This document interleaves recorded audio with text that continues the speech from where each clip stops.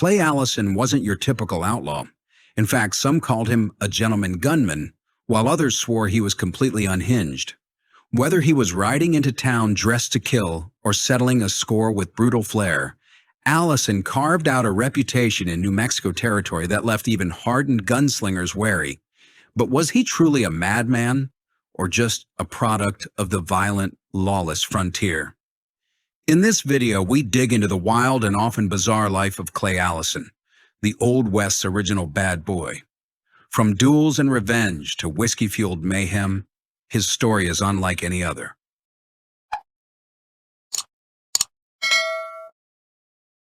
Robert A. Clay Allison, more commonly known as Clay Allison, was a prominent yet unpredictable figure of the American Old West.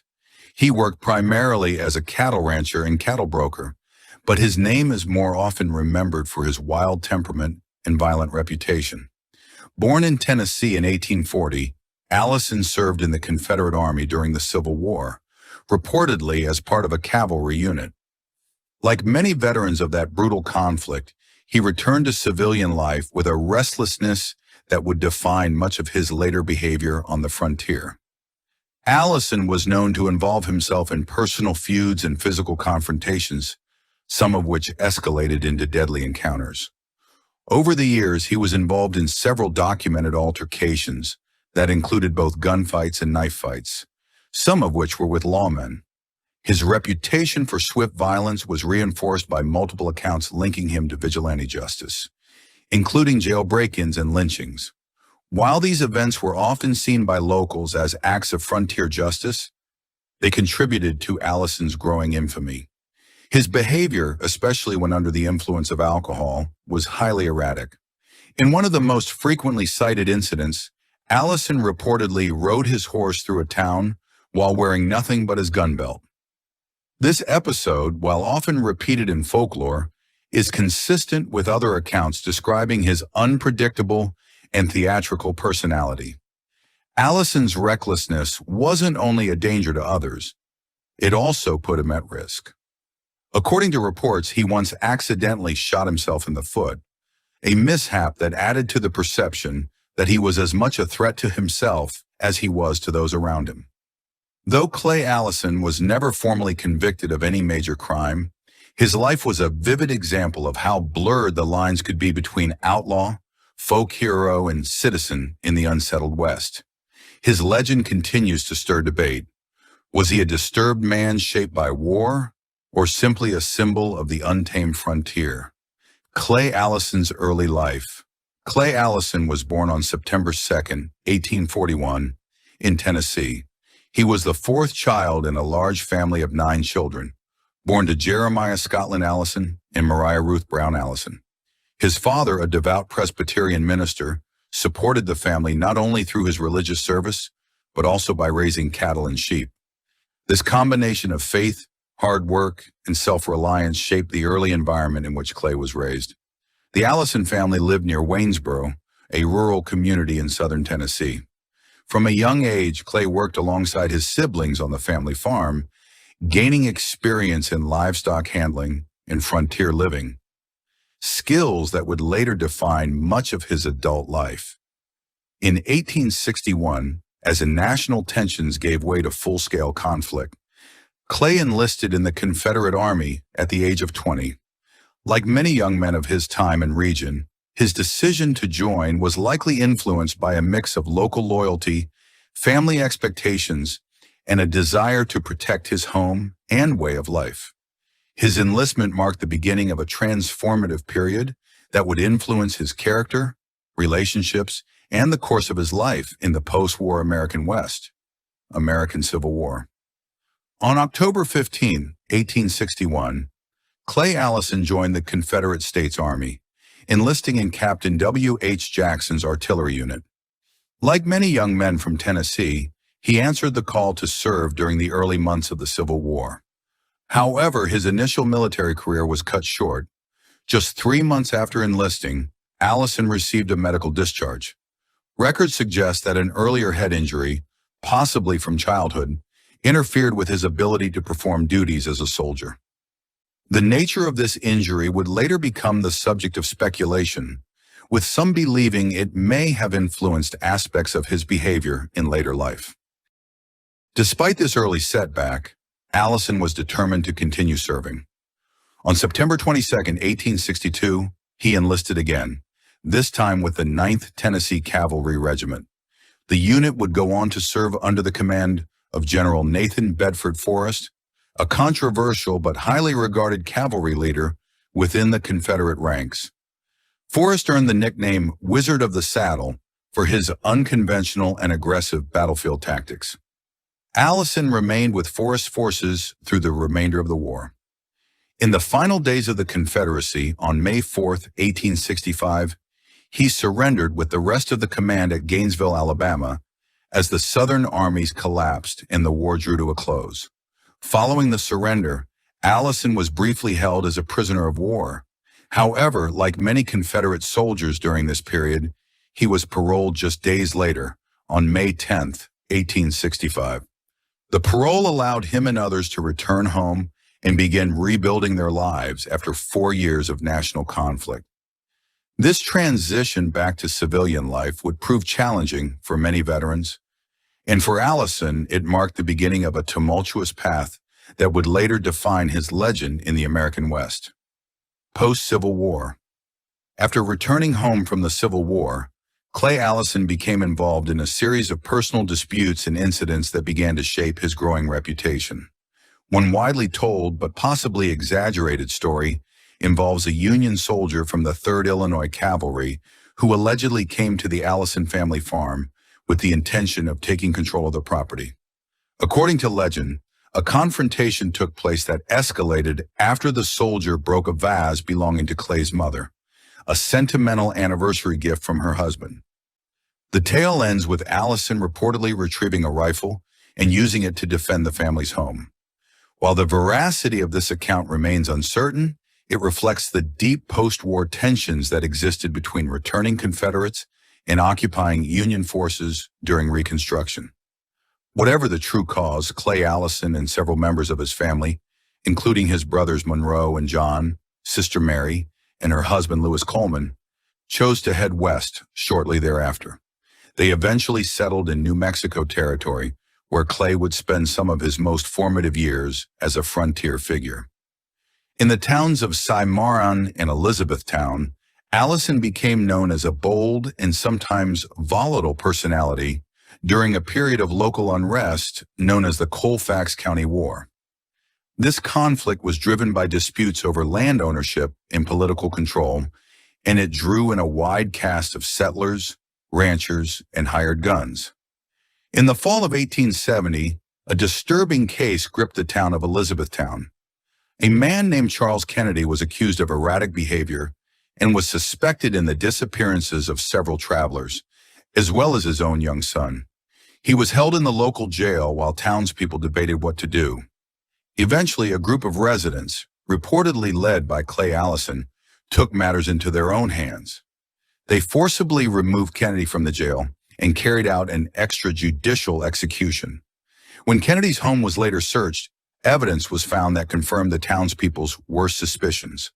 The remains of multiple individuals, including Kennedy's son, were discovered at the property. Some accounts claim that Allison went a step further by severing Kennedy's head, placing it in a sack, and riding nearly 30 miles to Cimarron. There he allegedly displayed it publicly in front of the saint. James Inn. While the story has become part of Old West folklore, its gruesome details remain debated among historians, and it's unclear how much was fact versus frontier legend. Despite his reputation for impulsiveness, Allison maintained friendships with other notable figures. He once participated in a friendly quick-draw contest and was outpaced by a man named Mason Bowman. Rather than take offense, Allison befriended Bowman, who helped him refine his shooting speed and technique, highlighting a rare moment of humility and personal growth. Later on October 31st, 1878, Allison became involved in a skirmish in Wheeler County, Texas, during the final years of conflict between settlers and indigenous groups. While riding through the countryside, he encountered a homestead under attack by a group of Native Americans, possibly Comanches. After failing to secure military assistance from the nearby U.S. cavalry, Allison organized a group of local ranchers and cowboys to ride out and assist the besieged family. The confrontation was brief, with one member of the attacking party reportedly killed before the others withdrew. Events like this added to Allison's image as someone willing to act when others hesitated, sometimes praised as courageous, sometimes criticized as reckless. Notoriety as a gunfighter. On January 7, 1874, Clay Allison became involved in a deadly encounter with a man named Charles "Chunk" Colbert, a figure already known in the region for his involvement in multiple fatal confrontations, reputedly as many as 7. Earlier that day, the two men had participated in a horse race before riding together to the Clifton House, a well-known inn in Colfax County, New Mexico. Despite a history of animosity between them, they agreed to share a meal. Years prior, Allison had reportedly gotten into a heated dispute with Colbert's uncle, Zachary Colbert, during which Allison physically confronted the man for allegedly trying to overcharge him at a ferry crossing on the Brazos River. This earlier incident likely contributed to underlying tension between the two. While dining together, Colbert unexpectedly attempted to draw his pistol during the meal. However, as the story goes, the barrel of the gun caught against the edge of the table, giving Allison just enough time to respond. He drew his own weapon and fired a single shot, fatally wounding Colbert. Later, when asked why he had agreed to dine with a man he believed might try to harm him, Allison reportedly replied with a dark sense of frontier justice, "Because I didn't want to send a man to hell on an empty stomach." The comment, whether factual or part of later embellishment, quickly became part of the legend surrounding Allison and added to his growing notoriety. By the mid-1870s, Allison's reputation as a bold and unpredictable figure had taken firm root in the folklore of New Mexico. On October 30th, 1875, during the height of the Colfax County War, a bitter and complex struggle over land grants and local power, he was said to have led a group of townsmen in the lynching of Cruz Vega. Vega was widely suspected of involvement in the recent killing of Reverend F.J. Tolby, a Methodist circuit rider whose death had deeply unsettled the Cimarron community. The group reportedly hanged Vega from a telegraph pole just outside Cimarron. Though the legal system at the time often struggled to maintain order in such remote regions, these acts of frontier justice sparked further cycles of retaliation.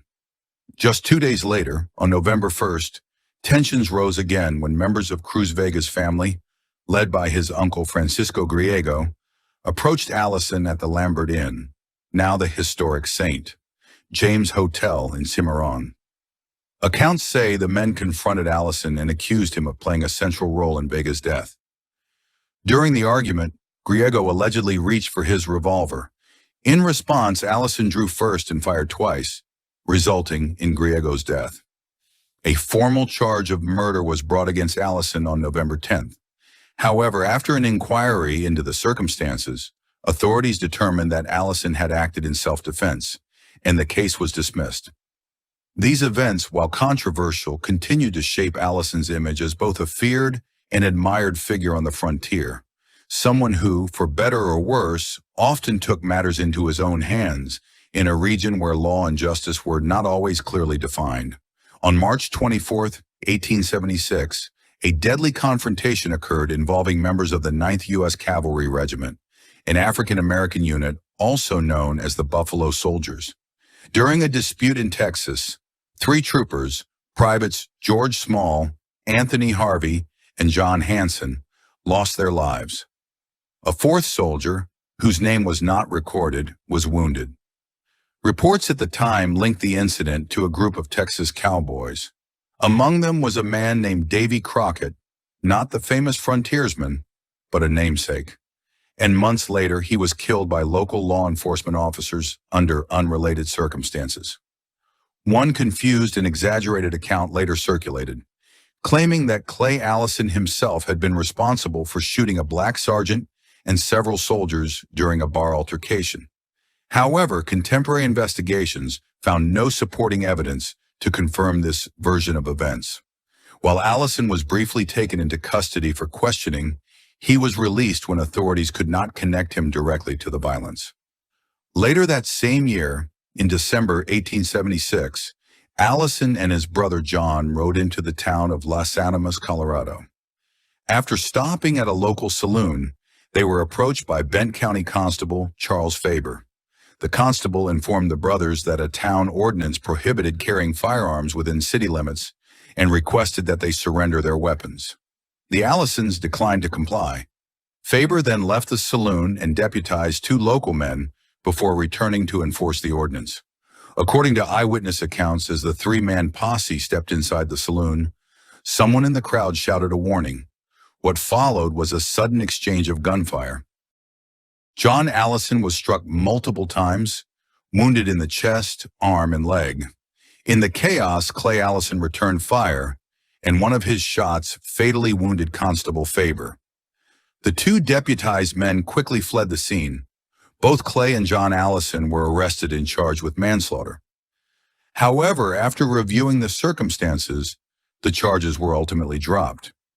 Investigators concluded that Constable Faber had initiated the conflict by firing first, and that Allison's actions were in response to the sudden threat.